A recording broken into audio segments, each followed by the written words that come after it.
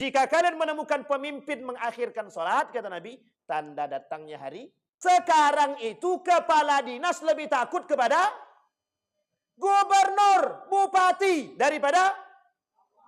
Sudah paham tuh. Sogok itu sekarang terang-terangan. Mereka tak takut sama Allah. Memasukkan anak ke tempat pekerjaan pakai sogok. Tender itu tidak dikeluarkan sama mereka duitnya kalau tak dibayar. Misal satu tender tak dikasih duit. Kalau tak dikasih duit, kapan kami menangkan dia? Begitu modelnya. Ini mohon maaf para kontraktor ya, jangan tersinggung. Begitu keadaan sekarang. Ini saran buat para pemimpin, baik wali kota ataupun gubernur, yang tak sholat ganti. Assalamualaikum warahmatullahi wabarakatuh. Alhamdulillahi rabbil alamin. Alhamdulillahilladzi an'ama bi ni'matil iman wal islam bihima tatimmus salihat. Asyhadu an la ilaha illallah wahdahu la syarikalah wa asyhadu anna Muhammadan abduhu wa rasuluh la nabiyya ba'd. Allahumma salli wa sallim wa barik ala hadzal nabiyil karim. Allahumma salli ala Muhammad wa ala ali Muhammad fil alamin innaka Hamidum Majid. Ya ayuhan nasu taqu rabbakum alladhi khalaqakum min nafsi wahidah wa khalaqa minha zawjaha wa batha minhuma rijalan katsiran wa nisaa wattaqullaha alladhi tasaaluna bihi wal arham innallaha kana 'alaikum raqibah. Wa qala Allah ta'ala ya ayyuhalladzina amanu taqullaha wa qulu qawlan sadida yuslih lakum a'malakum wa yaghfir lakum dhunubakum wa may yuti'illaha wa rasulahu faqad faza fawzan azimah. Puji syukur kehadirat Allah atas limpahan rahmat dengan mengucapkan alhamdulillahirabbil alamin. Berselawat kepada Nabi dengan mengucapkan Allahumma salli ala Muhammad wa ala ali Muhammad fil alamin innaka Hamidum Majid. Bapak Ibu sekalian yang berbahagia, bersyukur kepada Allah dengan selalu mengucapkan alhamdulillah. Mudah-mudahan kita semua yang hadir di sini husnul khatimah. Amin ya rabbal alamin. Allah anugerahkan anak yang saleh, keluarga yang sakinah, mawaddah warahmah, anak-anak yang saleh dan salihah. InsyaAllah orang tua kita yang telah mendahului kita Allah tempatkan di tempat terbaik di sisinya. Allah terima amal ibadahnya. Kemudian Allah kumpulkan bersama orang-orang yang saleh dan salihah. Dan orang tua kita yang masih hidup Allah sehatkan, Allah kuatkan, Allah limpahkan rezeki dan keberkahan. Kemudian Allah jadikan istiqamah dalam kebaikan dan ketaatan. Amin ya rabbal alamin. Baik Bapak Ibu sekalian yang berbahagia, malam hari ini tanda kiamat makin jelas. Jumlah perempuan lebih banyak daripada laki-laki. Saya tadi ngitung berapa jumlah perempuan, lebih banyak daripada laki-laki. Ini tanda-tanda kiamat. Sudah siap Ibu-ibu? Siap tak siap lah nak, siap tak siap. Tapi kata Nabi, selagi masih ada orang yang khusyuk solatnya, masih baik solatnya, maka kiamat tak datang katanya. Cuman kehancuran tetap datang. Enggak baik kali dia solatnya, tapi kalau dia tak perhatian dengan yang lain, tetap aja bisa jatuh. Baik Bapak Ibu sekalian yang berbahagia. Sampai di mana pembahasan kita Bapak Ibu? Dosa besar yang ketiga. Masih sholat ya. Yang ketiga dah lewat dah. Sekarang yang keempat tuh orang yang sengaja meninggalkan sholat ya. Baik, kemarin kita sudah bahas, sekarang kita membahas tentang permasalahan dosa besar. Kemarin sudah kita sampaikan, ada orang yang meninggalkan sholat. Yang pertama tidak sengaja meninggalkan sholat. Yang kedua sengaja meninggalkan sholat. Betul ya? Baik. Sampai mana? Yang sengaja atau yang tidak sengaja? Orang yang mengakhirkan sholat. Itu poin ketiga berarti. Orang yang mengakhirkan sholat atau lalai dengan sholat. Baik. Saya mulai dengan satu hadis yang disampaikan oleh baginda Nabi Muhammad SAW. Kata Nabi dalam hadisnya begini. Qala Nabi SAW an Abi Umama al-Bahili. Rasulullah SAW qala la yubqadatna ural islami urwatan. Fakullama intaqadat urwatan tashabbathan nasu billati taliha wa awwalahudna naqdul hukmu wa akhiruhudna as-salah. Kata Nabi, niscaya simpul-simpul agama Islam ini akan terlepas seutas demi seutas, kata Nabi. Dan apabila satu simpul telah terlepas, niscaya manusia akan berusaha untuk memegang erat simpul-simpul tersebut. Ketahuilah, simpul pertama yang terputus adalah simpul pemerintahan. Wa awwaluhunna naqdan al-hukmu. Simpul pertama yang terputus adalah simpul pemerintahan. Kemudian sedangkan simpul yang terakhir putus adalah salat. Apa yang terakhir putus? Salat. Nanti kita jelasin hadisnya. Hadis yang kedua. Awwalu ma tafqiduna min dinikumul khusyu' wa akhiru ma tafqiduna min dinikumus salah. Hadisnya panjang, saya potong aja. Saking panjangnya agak sulit untuk disampaikan. Kata Nabi, di dalam hadisnya, kata Nabi, kelak di akhir zaman itu, kata Nabi, hal pertama kali yang akan hilang dari agama kalian adalah kekhusyuan. Sedangkan yang terakhir kali akan lenyap dari agama kalian adalah salat. Sampai di sini bisa dipahami Bapak Ibu? Baik. Apa yang paling terakhir hilang? Salat. Bukan qasar, salat. Kemudian di dalam hadis yang lain Nabi juga sampaikan, innahu satakunu alaikum umara yuakhiruna as-salah an miqatiha wa yakhnukunaha ila syarqil mauta. Fa idza ra'aitumuhum qad fa'alu dzalika fasallu as-salata limiqatiha waj'alu salatakum ma'hum subhana. Apa kata Allah? Kata Nabi, pasti suatu saat nanti kalian akan menemukan para pemimpin yang mengakhirkan solat dari waktu yang telah ditetapkan. Seolah-olah mereka itu dalam detik-detik akhir menjelang kematiannya. Apabila kalian melihat mereka melakukan hal itu, solatlah kalian tepat pada waktunya, kemudian jadikanlah solatmu bersama mereka itu sebagai solat sunnah. Cukup 3 hadis saja. Atau mau tambah lagi? Tambah lagi boleh, satu lagi boleh. Ya Aba Dzar, innahu sayakunu ba'di umara yamitun fa'ala as-salah liwaqtiha fa in salaita liwaqtiha kanat laka nafilah wa illa kunta qad akharta qad ahrazta salataka. Sepeninggalanku, kata Nabi, akan ada para pemimpin yang mematikan salatnya. Maka pada saat itu lakukanlah salat tepat pada waktunya. Apabila engkau melakukan solat tepat pada waktunya, maka solat yang bersama pemimpin bagimu adalah solat sunnah. Nah, ini 4 hadis. Sebenarnya panjang hadis. Ada beberapa hadis yang lain, ini kita cukupkan 4. Nanti kita cuma menyampaikan hadisnya aja. Tak jadi kita jelasin. Apa kaitan ini dengan tema kita dosa besar tentang peninggalan solat? Kemarin kita bahas orang yang tak sengaja meninggalkan solat sudah. Tak sengaja sudah. Sudah kita kasih pembagiannya. Orang yang sengaja meninggalkan solat sudah. Sekarang masuk pada poin yang ketiga, orang yang mengakhirkan solat. Betul ya? Orang yang mengakhirkan solat, kemarin kita jelaskan pada poin yang pertama, ada yang mengakhirkan solat dalam kurun waktu, bukan kurun waktu, dalam model yang dilakukan oleh sekolah-sekolah. Perbedaan antara solat tepat waktu dan solat di waktu yang tepat. Sampai di sini paham ya?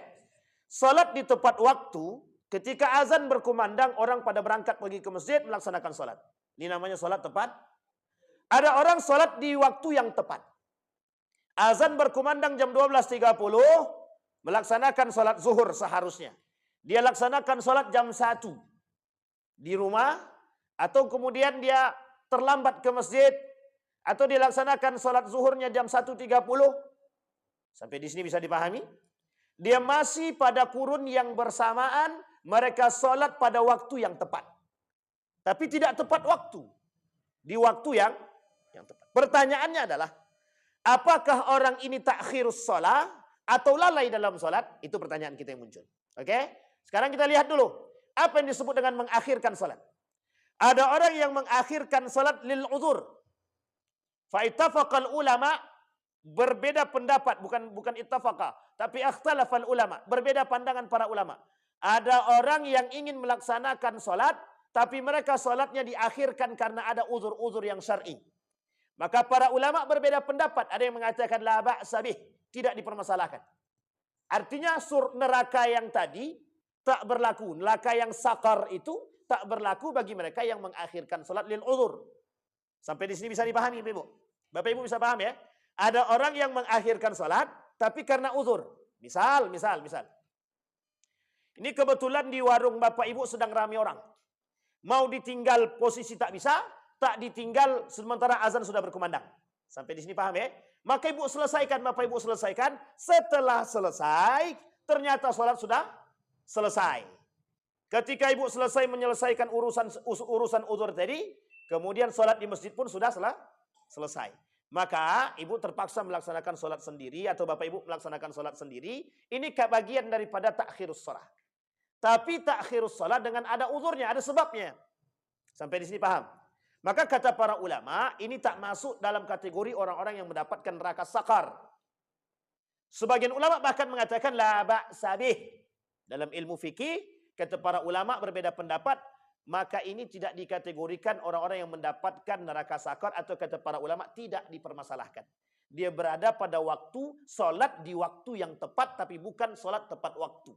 Sampai di sini paham ya? Nah, kita belum berbicara afdaliyat, kita masih berbicara tentang permasalahan solatnya tadi. Yang kedua, ada orang yang mengakhirkan solat karena memang mohon maaf lil uzur yang tidak syar'i. Misal, solat azan sudah berkumandang, sikit lagi Bu, game-nya nak habis. Ternyata dia mengakhirkan solat karena game.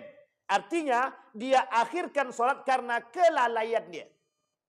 Dia sengaja melalaikan solat dan mengakhirkan solat karena perbuatan yang tidak bermanfaat. Justru ada karena perbuatan dosa, judi misalkan. Atau perbuatan-perbuatan yang tidak syar'i. Maka kata para ulama tetap berdosa. Ada yang mengatakan mereka lalai tetap masuk dalam neraka sakar. Ada yang mengatakan mereka tetap berdosa.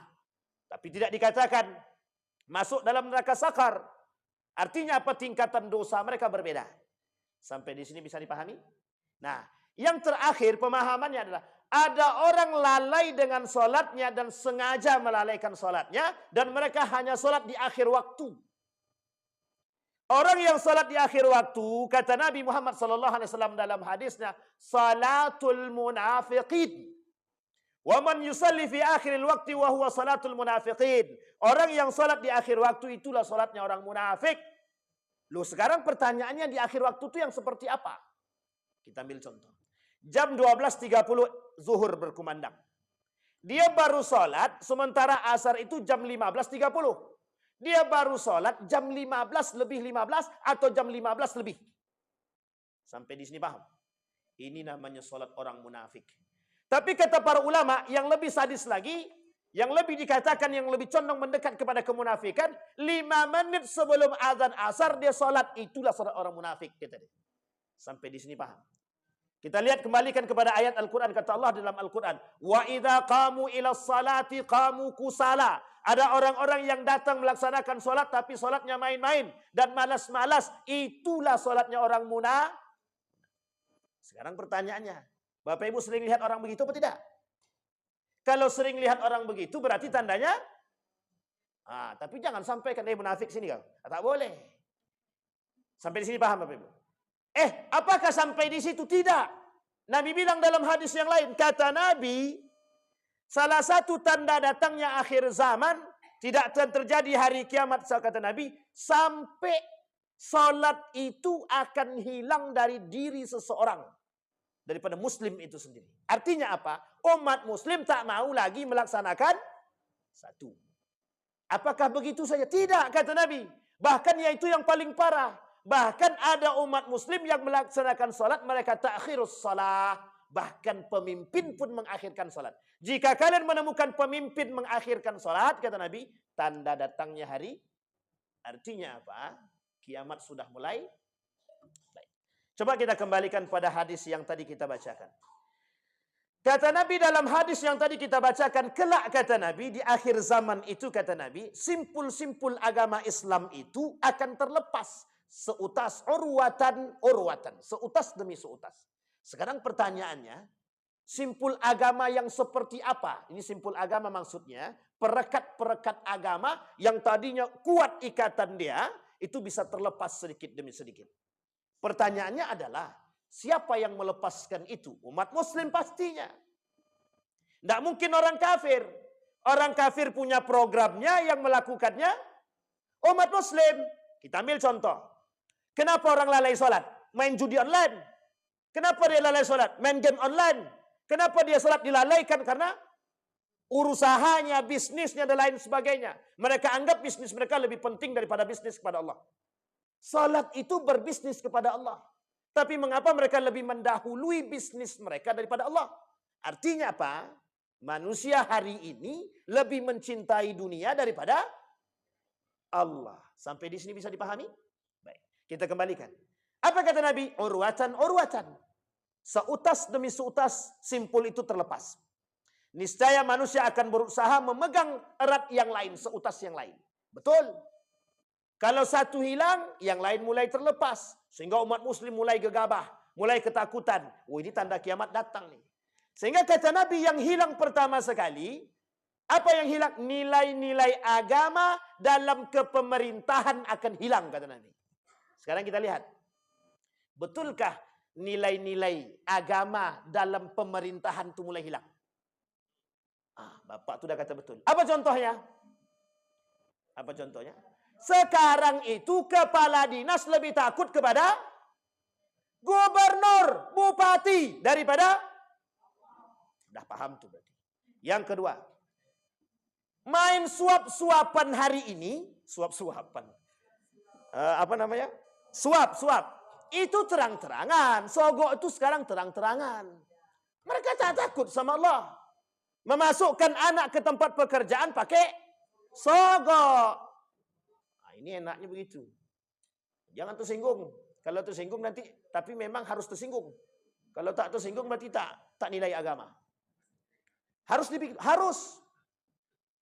Berarti sudah hilang nilai agama. Kalau mereka paham nilai agama, mereka pasti tak sogok. Yang keempat, bercampurnya laki-laki dan perempuan. Coba. Satu dosa yang paling nampak di hadapan kita hari ini, mengapa mereka tidak memberikan ruang tersendiri, bahkan mohon maaf, mereka leluasa bersentuhan antara laki-laki dengan, coba. Dosa apa tak dosa? Ladang dosanya lebih banyak. Satu, sudah tadi. Yang kedua, masalah suap juga sudah. Masuk kerja pakai suap sudah. Apalagi ketidakjujuran terjadi. Yang kelima, kwitansi bodong. Kenapa Ustaz itu sampaikan kwitansi? Karena memang itu yang paling nampak. Apa namanya? Fiktif. Ini bukan SPPD fiktif. Ya mungkin kwitansi fiktif aja lah. Oh, ini nyata Bapak Ibu, nyata sekali. Satu ketika ada salah seorang sekretaris itu, waktu saya masih menjabat di bukan menjabat ya, waktu saya kerja di salah satu tempat itu, kebetulan anggota DPR ini mau keluar gitu kan, mau apa namanya reses gitu. Disediakanlah uang. Ketika balik, apa kata sekretaris itu? Gimana kami mau buat ininya bang? Laporannya. Sementara nggak jelas uangnya keluar gimana kata dia. Akhirnya diakalilah bagaimana caranya, pokok diakalilah. Uang yang keluar itu sama gitu. Mau berlebih mau bersisa pokoknya habis. Hitungannya tetap Coba bayangkan. Begitulah tak mudahnya tangan manusia. Mereka tidak takut dengan Allah. Yang mereka takuti apa? Justru pemimpin mereka yang mereka takuti. Bosnya yang dia takuti. Coba bayangkan. Sebenarnya kalau mau kita kuliti satu persatu, banyak sekali Pak. Pertanyaannya adalah, mengapa mereka nggak takut dengan Allah? Karena apa? Kecintaan mereka terhadap harta dan duit tadi sudah merajalela. Pokoknya kalau tidak masalah duit aku, kalau tidak dapat duit, malas aku mau menuliskan kwitansi ini kalau tak dapat duit. Kita ambil contoh. Tender itu tidak dikeluarkan sama mereka duitnya kalau tak dibayar. Misal satu tender tak dikasih duit. Kalau tak dikasih duit, kapan kami menangkan dia? Begitu modelnya. Ini mohon maaf para kontraktor ya, jangan tersinggung. Begitu keadaan sekarang. Makanya saya katakan perlu adanya kontraktor syariah. Kenapa perlu kontraktor syariah sekarang? Karena saking, mohon maaf. Apa kata mereka? Kalau kami tak suap, kami tak dapat hak kami. Kalau memang tak dapat hak, jangan main kontraktor. Sudah jelas ar-rashi wal murtashi finnar, Allah kata demikian. Tak ada lain. Memang tak berdosa, tapi neraka kan? Sama saja. Sampai di sini paham Bapak Ibu? Simpul yang pertama, kata Nabi, hilang. Di mana hilangnya? Saking mudah kita nampak. Tapi kata Nabi yang paling berbahaya simpul yang kedua, kata Nabi. Apa kata Nabi yang simpul terakhir? Wa akhiruhunna as-salah. Kelak simpul terakhir yang putus daripada umat muslim itu adalah hilangnya salat dari diri mereka. Coba. Sekarang kita lihat Bapak Ibu. Mohon maaf ya, saya kasih contoh yang paling sederhana. Betapa mudahnya orang hari ini meninggalkan salat tanpa ada rasa berdosa. Betul apa salah? Kita ambil contoh. Saya ngajar di salah satu universitas, saya tak sebutlah. Saya tanya sama mahasiswa itu, kalian dah salat? Belum. Kalian tak salat? Enggak. Kalian halangan? Tidak. Pertanyaannya, kok kalian tersenyum? Ketika saya tanya kenapa kalian tersenyum, justru jawabannya tersenyum. Artinya apa? Mereka bangga tidak sholat. Mereka biasa aja tidak sholat, tidak ada rasa dosa kok. Para ulama terdahulu, orang-orang salaf dulu, kalau satu sholat saja mereka tinggal, itu rasa berdosanya bukan main. Bukan tinggal, lalai saja. Makanya Bapak Ibu, mohon maaf. Anak-anak Bapak Ibu hari ini, anak-anak kita semua hari ini, kalau tak kita kuatkan dengan sholat, bisa dipastikan nilai-nilai agama pada diri mereka yang lain hilang. Kenapa begitu? Inna salata tanha anil fahsyai wal munkar. Salat bisa mencegah perbuatan keji dan mungkar. Sedangkan yang salat aja masih bisa koruptor. Bagaimana yang tak salat? Sampai di sini paham? Bisa dipahami Bapak? Ini yang paling penting untuk kita sampaikan. Kata Nabi begitu. Maka kata Nabi, yang pertama kali hilang dari umat muslim kelak di akhir zaman dalam permasalahan agama. Ini kata Nabi pada hadis yang kedua tadi kita baca. Kata Nabi, yang kelak di akhir zaman yang hilang dari umatku terhadap agama mereka adalah kekhusyuan. Kita perhatikan. Betul tidak perkataan Nabi ini bukan khusyuk dalam solat saja. Kita lihat khusyuk dalam berbagai macam hal. Berapa tingginya kecintaan umat manusia terhadap dunia, umat muslim terhadap dunia ketimbang kepada agama. Boleh Bapak Ibu lakukan penelitian hari ini, kecintaan manusia, kecintaan umat muslim terhadap nilai agama atau pelajaran agama lebih sedikit ketimbang kecintaan mereka terhadap musik, terhadap apapun itu. Sampai di sini bisa dipahami ya Bapak Ibu ya? Betul apa salah? Yang dalam solat saja, tak salah kalau ada seorang profesor dari Inggris mengatakan begini. Aku lihat umat muslim di Indonesia, tapi aku tak lihat Islam, kata dia. Maksudnya apa itu? Kita lihat. Berapa banyak umat muslim di Indonesia? Nomor 1 terbesar di dunia. Pertanyaannya dari sebanyak itu, berapa yang mukmin? Berkurang lagi kan?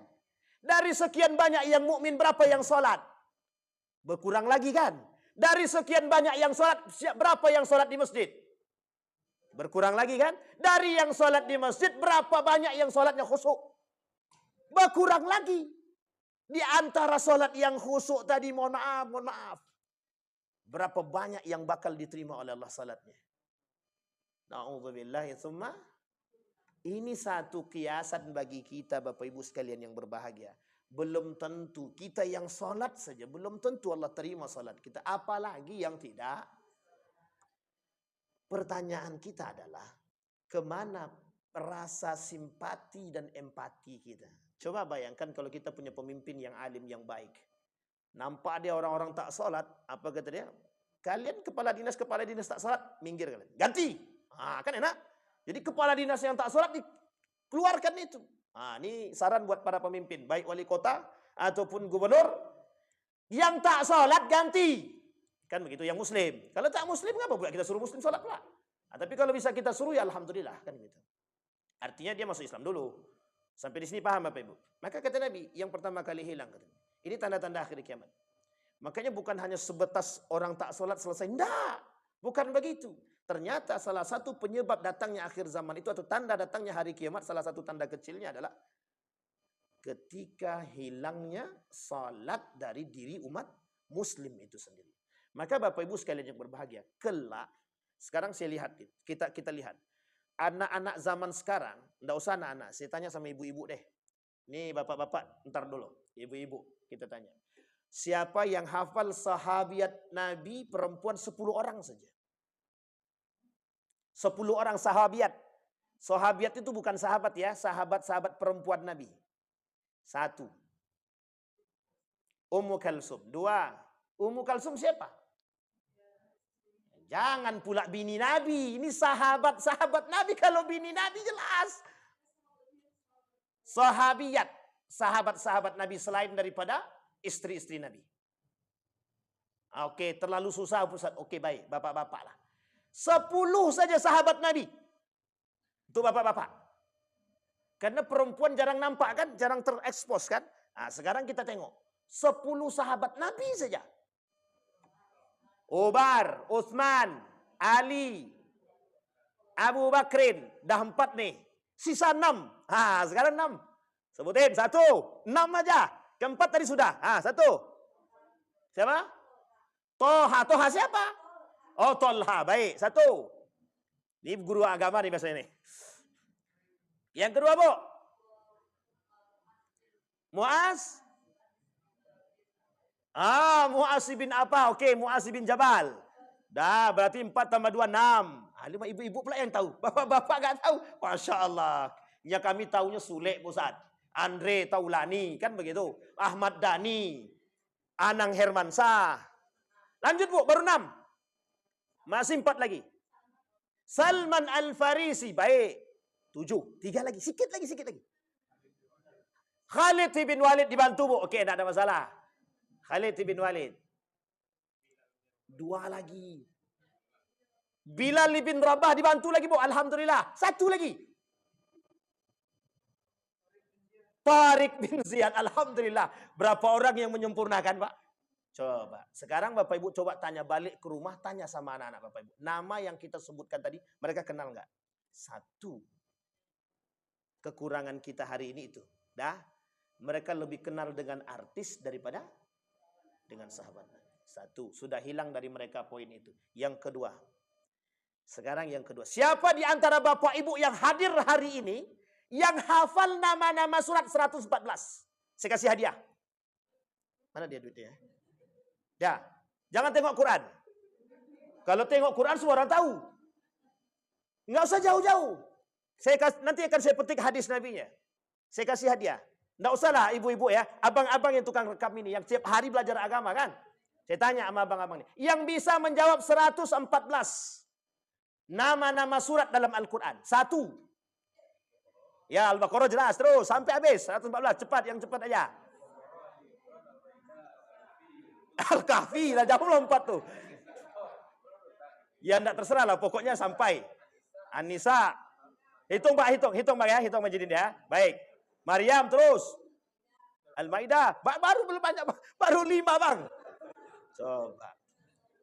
Ini baru kita tanya di dalam pengajian. Saya nanya di dalam sekolah, dalam kampus itu di kelas saya ada 3 kelas Bapak. Jangankan nama-nama sahabat atau nama surat. Surat Al-Fatihah aja mereka nggak hafal. Coba. Itu menunjukkan kebenaran hadis Nabi. Apa kata Nabi? La yabqal Islam illa ismu wa la yabqal Quran illa rasmu. Buktinya hari ini Bapak Ibu. Tidak banyak yang hafal nama surat dalam Al-Quran. Nama surat baru. Belum lagi. Berapa jumlah ayat dalam Al-Quran? Di mana letaknya surat ini? Di mana tempatnya? Apa nama? Mati kita. Tak akan jadi kami kan tak fokus di Al-Quran Ustaz. Betul. Memang kita tak fokus pada Al-Quran. Tapi setidaknya umat muslim berpegang teguh dengan. Kalau kita berpegang teguh dengan Al-Quran. Setidaknya dasar-dasar daripada keimanan kita itu bergantung pada Al-Quran. Sampai di sini paham. Saya punya kawan Bapak Ibu. Orang Yahudi. Hafal Quran dia. 30 juz. Yahudi itu. Tapi tidak masuk Islam deh. Coba bayangkan. Dia tahu, dia sejarah sholat itu dia tahu. Saya aja tak tahu, dia tahu. Kami diskusi panjang waktu itu. Ketika kami di Malaysia. Artinya apa Bapak Ibu? Kata Nabi, simpul-simpul itu akan hilang daripada umat muslim. Bahkan kata Nabi, bukan hanya sekedar itu kata Nabi.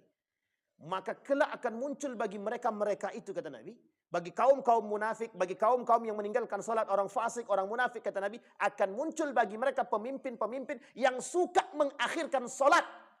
Bahkan mohon maaf, ada enggak pemimpin yang tak salat?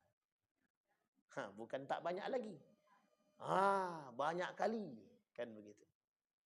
Kita butuh. Kalaulah pemimpin kita jauh daripada Allah, mohon maaf Pak, bagaimana cara kita memandang jamaahnya, masyarakatnya? Kullukum ra'in wa kullukum mas'ulun an ra'iyatihi. Pengkhianat itu. Kalau ada pemimpin yang tak solat, berarti mereka pengkhianat. Artinya ketika ada, bagaimana mereka akan ngajak kita kepada solat sementara mereka tidak solat? Bagaimana kita bisa menyempurnakan solat sementara mereka mengakhirkan solat? Artinya apa? Tak salah kalau Nabi kata Nabi di akhir zaman akan muncul, kata Nabi, pemimpin-pemimpin yang suka mengakhirkan salat. Itu perkataan baginda Nabi Muhammad SAW. Apa kata Nabi? Sampai disampaikan oleh Nabi, pasti suatu saat nanti kalian akan menemukan para pemimpin yang mengakhirkan salat dari waktu yang telah ditetapkan, seolah-olah mereka itu dalam detik-detik kematian. Artinya apa? Saking mulai mendekat, waktu udah mau habis nih, rapat belum selesai juga, belum sholat lagi, gitu deh. Nanti aku jamaah saja lah, katanya. Ini cara-cara pemimpin, tanda-tanda pemimpin munafik namanya. Adakah yang lebih penting daripada Allah? Tak ada. Sampai-sampai Abu Dzar mengatakan, ya Abu Dzar, innahu sayakunu ba'di, kata Nabi. Abu Dzar, kata Nabi, akan terjadi setelahku, kata Nabi, umara yumitunas salah. Akan terjadi, kata Nabi, setelah masaku, kata Nabi, para pemimpin-pemimpin yang mematikan salat. Artinya mematikan salat itu banyak. Satu, pemimpin itu yang tak salat. Yang kedua, mohon maaf. Saking takutnya kepala dinas dengan salat tadi, sampai kepala dinas pun tak salat. Saking takutnya mereka dengan pemimpin mereka. Ini kejadian, Pak. Pas azan, lagi wudhu dia. Sedang lagi wudhu, nelpon, Pak. Pokoknya adalah kepala pemerintah lah. Nelpon dia. Setelah nelpon, yang tadi mau berangkat sholat, padahal sudah azan, sudah di masjid. Langsung ditinggalkannya masjid tadi, pergi dia. Coba bayangkan. Saking takutnya mereka dengan manusia. Ini kalau kita kaitkan lagi Bapak Ibu, orang-orang seperti ini namanya sudah mempertuhankan manusia namanya.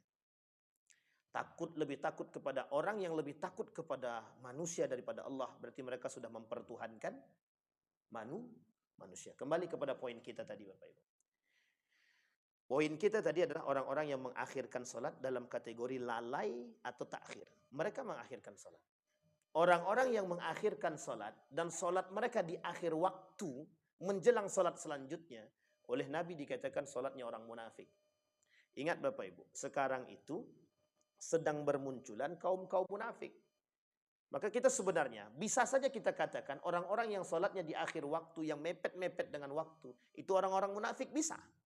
Tapi kita tak boleh dalam etika mengatakan mereka munafik sini. Secara zahir itu tak boleh. Meskipun kita tahu bahwa mereka adalah munafik. Tapi Bapak Ibu, kenapa Allah larang? Kenapa Nabi melarang kita mengatakan orang itu munafik? Ada sebabkah? Ada sebab. Ada. Belum tentu orang yang kita katakan, siapa tahu dengan udzur tertentu yang syar'i. Sampai di sini Pak. Misal ketiduran dia, tiba-tiba baru terbangun dia mendekat salat, dia langsung salat. Kita tak bisa katakan Pak, itu munafik. Makanya disitulah ketakutan Nabi, kekhawatiran Nabi terjebak dalam hal yang salah. Maka kita tak boleh katakan dia orang munafik. In ja'akum fasiqum binaba'in fatabayyanu, sampai kita jelas dan betul-betul zahir akibat daripada kesalahan mereka. Nah, poin pentingnya Bapak Ibu, yang pertama, orang yang mengakhirkan salat, kalau dia mengakhirkan karena udzur syar'i, kita ambil contoh, ada pondok-pondok, pondok-pondok pesantren itu, yang azannya jam 12.30 seharusnya, mereka baru azan jam 1. Karena itu ada. Dan ada pemahaman-pemahaman para ulama yang membolehkan hal demikian. Kita ambil mazhab Imam Syafi'i dalam memahami makna tersebut. Dalam Ibnu Katsir tentang fil miqat, makna tepat waktu dan waktu yang tepat, muayyan dan miqat. Mi'at wal muayyan. Apa maksudnya mi'at? Di waktu yang tepat, di tepat waktu mi'at, kemudian muayyan, waktu yang ditentukan. Dan ini menjadi perdebatan para ulama. Sehingga mohon maaf. Tapi kalau sudah lebih daripada setengah jam, 1 jam, ada orang-orang yang masih mengakhirkan sholat dia karena mohon maaf. Bahkan ada orang yang mengkodok sholatnya karena pernikahan, hajatan. Kami pakai make up Ustaz. Jadi susah kalau kami nak sholat. Lebih penting make up apa sholat? Itulah yang terjadi hari ini. Tengok sekarang apa yang mereka lakukan. Takut hancur make up tak sholat. Dan itu biar tradisi yang harus dirubah. Maka Bapak Ibu, Nabi bilang dalam hadisnya, awal ma yuhasabu yaumal qiyamah. Pertama kali yang bakal dihisab di hari kiamat itu apa? As-salah. 1. Yang kedua kata Nabi, perbedaan kita dengan orang kafir itu apa? Salat. Sampai Nabi kata dalam hadis yang lain, faman tarakaha faqad kafara. Yang meninggalkan salat dengan sengaja kafir. Nah, coba bayangkan. Artinya apa? Satu-satunya pegangan umat hari ini itu salat. Uang salat aja masih bisa korupsi, dia masih bisa zina. Dia apa kata dia? Kami habis salat berzinah lagi ya Allah katanya. Ya itu mohon maaf Bapak Ibu, tapi masih mending dia masih mau salat kan. Sampai saya baca satu buku, itu bukunya unik itu. Maaf Tuhan kami sedang melacur katanya. Saya bilang nih entah buku menghina Allah atau apa enggak tahu. Artinya dalam buku tersebut, dalam novel tersebut dia bercerita tentang curhatan dia kepada Allah. Baik Bapak Ibu sekalian yang berbahagia. Kembali kepada poin tadi. Kemudian Bapak Ibu sekalian yang berbahagia, Allah sebaliknya Allah memberikan apresiasi yang besar kepada orang-orang yang menjaga salatnya. Hafizu ala salawati was salatil wusta kata Allah. Ada orang-orang yang menjaga salatnya kata Allah. Mereka jaga salat 5 waktunya, mereka jaga salat malamnya, mereka jaga salat duhanya dan lain sebagainya. Akramahullahu ta'ala. Allah muliakan mereka. Bi khamsi karamatin kata Allah. Kata Imam Al-Zahabi dalam kitab dia. Ketika ada orang yang menjaga salat dia, mohon maaf Bapak Ibu. Ada orang yang menjaga salatnya Allah muliakan dengan kemuliaan 5 kemuliaan. Tapi dalam hadis yang lain, bahkan ketika ada orang yang salatnya tepat waktu di masjid dia, khususnya bagi kaum laki-laki, 40 hari saja kata Nabi, Allah lepaskan dia daripada sifat kemunafikan. Coba. Ini apa-apa awak nih yang salatnya tepat waktu di masjid. Ke masjid dia salat 5 waktu berjamaah dia. Maka Bapak Ibu mohon maaf. Salat berjamaah itu menjadi pembahasan khusus oleh para ulama. Apa hukum salat berjamaah itu bagi laki-laki? Sampai ada ulama yang berani mengatakan hukumnya wajib. Artinya apa? Saking tak pengennya ada manusia yang jadi munafik. Karena kalau pengen kita lihat, begitu Pak. Kalau ada orang sudah lalai dengan sholat dia, kita bisa katakan, bisa kita lihat. Dia mesti akan melalaikan pekerjaan yang lain. Itu jelas. Karena tolak ukurnya adalah sholat saja yang begitu pentingnya, yang begitu baiknya, yang begitu bagusnya. Mereka berani tinggalkan, berarti apalagi yang lain. Sampai di sini bisa dipahami Bapak Ibu? Baik. Bahkan mohon maaf, di dalam hadis yang dhaif, hadisnya lemah. Kelemahan hadis ini oleh para ulama, tapi boleh diambil faidah. Arti faidah itu begini, hanya untuk memotivasi orang-orang. Apa katanya? Jika ada salah satu salat yang wajib mereka tinggalkan, dan sengaja mereka tinggalkan, mereka seperti atau seolah-olah sedang berzina dengan ibu kandungnya. Kalau dia perempuan berzinah dengan bapak dia, kalau dia laki-laki sedang berzinah dengan ibunya. Saking pentingnya salat. Bahkan ancaman itu. Meskipun hadis ini tergolong dalam hadis yang dhaif, tetapi kata para ulama motivasi agar orang tidak mudah meninggalkan salat. Makanya Bapak Ibu sekalian yang berbahagia, sangat mudah hari ini kita temukan orang-orang yang sengaja meninggalkan salat tanpa beban. Dan tidak ada dosa dalam pundak mereka itu. Ketika kita kata, kau tak sholat? Entar aja lah. Nanti dulu. Sampai ada yang berani mengatakan begini. Dia sholat, kelakuannya masih kayak setan. Mending aku tak sholat tapi baik. Nah, sekarang saya kasih tahu Bapak Ibu. Ada enggak orang seperti itu? Sering Bapak Ibu temukan? Sekarang saya katakan. Itulah gaya berfikirnya orang munafik dan kaum liberal. Apa kata mereka? Yang penting tuh kami baik, surga itu bisa masuk untuk kami. Surga itu bukan untuk agama Islam. Surga itu untuk buat semua agama. Siapapun mereka yang baik akhlaknya pasti masuk surga. Jadi tak sholat sekalipun tetap masuk surga. Sampai di sini paham? Itu motivasi mereka tak sholat. Maka mereka katakan kami baik tapi meskipun kami tak sholat tapi kami baik. Masa masuk surga tolak ukurnya Islam aja? Kalau dia Muslim tapi dia tak baik gimana? Ini dia. Sampai di sini bisa dipahami. Itulah gaya berfikirnya orang liberal yang hari ini kita hadapi bersama. Bukan hanya Bapak Ibu saja, semua kita. Umat Muslim sedang menghadapi kaum-kaum seperti itu. Berat Bapak Ibu. Karena yang menjadi sasarannya bukan Bapak Ibu. Siapa sasarannya? Anak-anak muda. Generasi-generasi setelah Bapak Ibu semua. Itulah yang menjadi sasaran mereka. Apa kata mereka? Lebih baik aku tidak berkerudung tapi akhlakku baik daripada berkerudung akhlakku kayak setan. Makanya mohon maaf, kami belum sanggup berkerudung. Hati kami belum bersih. Mau nunggu bersih sampai kapan? Sampai kiamat? Belum tentu bersih sama. Kami memang belum bisa sholat. Hati kami masih kotor Pak Ustadz. Makanya kami tak sholat. Gimana Pak Ustadz? Oh enggak apa-apa. Kalau ada ustadznya begitu, itu ustadznya kurang benar itu. Benar. Karena sholat itu hukumnya wajib. Orang mau sakratul maut aja wajib sholat kok. Sampai di sini bisa paham. Contoh mohon maaf. Sekarat dia.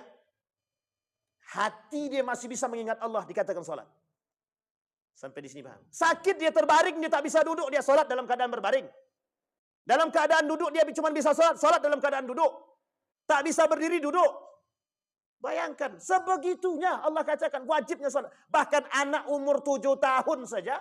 Sudah wajib kita ajarkan meskipun mereka tak berdosa. Tapi tujuannya adalah membiasakan mereka ta'widuhum.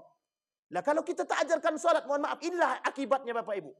Kenapa masjid-masjid kita hari ini diisi yang tua-tua yang sudah mau mati? Mohon maaf, jangan tersinggung Bapak Ibu. Hampir semua masjid. Kami dah keliling beberapa masjid. Rata-rata yang tua-tua semua. Pertanyaannya mana generasi muda kita nih? Itu dia. Ternyata kantor tetangga lebih baik daripada kantor masjid nih. Makanya Bapak Ibu mungkin perlu ada inovasi. Mohon maaf Bapak Ibu, kita bisa tersenyum. Tapi ketakutan kita terhadap kelak generasi kita Bapak Ibu. Mohon maaf, bukan hanya sahabat yang hilang. Nabi dah kata tadi dalam hadisnya. Salat hilang. Sebelum salat hilang itu Bapak Ibu, Islam itu akan hilang. Sebelum itu hilang, semua akan hilang. Sebelum salat hilang, nanti Al-Quran pun hilang. Mereka tak lagi baca Quran, mereka tak lagi kenal dengan Al-Quran, mereka tak kenal dengan sahabat Nabi, mereka tak kenal dengan Nabi. Barulah kemudian mereka tak salat, maka mereka tak mengenal Islam. Islam itu ada. Semua mengaku Islam, KTP saja. Tapi tak ada satupun yang salat. Artinya kata Nabi, kelak di akhir zaman lebih banyak yang tidak salat daripada salat. Sekarang pertanyaan saya, kita lihat. Lebih banyak yang sholat atau yang tak sholat sekarang? Kita tak bisa katakan belum ada data validnya. Cuma kalau melihat dari kebiasaan, kita sudah nampak tuh. Yang sholat 100, yang tak sholat. Itu baru sholat saja. Sekarang kalau sholatnya di masjid. Yang masuk 50, yang sisanya lah hilang tuh. Begitulah Bapak Ibu. Tapi Bapak Ibu sekalian yang berbahagia, jadikan itu ketakutan kita bersama. Agar mohon maaf, kita sadar dengan generasi kita dan mengajak anak-anak kita. Sekarang saya mau mengajak Bapak Ibu, paksakan anak-anak Bapak Ibu, anak kita semua untuk ikut ke masjid sholat. Kalau kau tak sholat ke masjid, jangan kau injak kaki rumah ini lagi. Berani begitu? Ragu semua kan? Sama. Kalau kau tak mau sholat ke masjid, kalau kau tak sholat, jangan main HP. Bawa ke sini HP itu. Tak usah sekolah. Kata anak zaman sekarang, Alhamdulillah. Kata dia. Coba bayangkan. Kita perlu tegas, Bapak Ibu. Perlu tegas. Kami dulu, kata bapak saya, kalau tak sholat kawan, tak apa-apa, kata dia. Tapi jangan kau panggil aku bapak ya, kata dia. Saya sampai digitu kan Pak. Kalau kau tak sholat, tak apa-apa. Tapi jangan kau panggil aku bapak, kata dia. Saya bilang, lain nih. Begitu orang tua zaman dulu mendidik. Keras dia Pak. Tapi mohon maaf. Sekali saja sholat yang kita tinggalkan terasa bersalah nih. Meskipun mohon maaf. Kadang-kadang anak zaman dulu itu mohon maaf jarang juga ke masjid. Tapi ketika dia meninggalkan sholat, dalam benak mereka itu ada rasa bersalah. Sekarang mohon maaf. Tidak ada rasa bersalah. Itu yang paling berbahaya itu.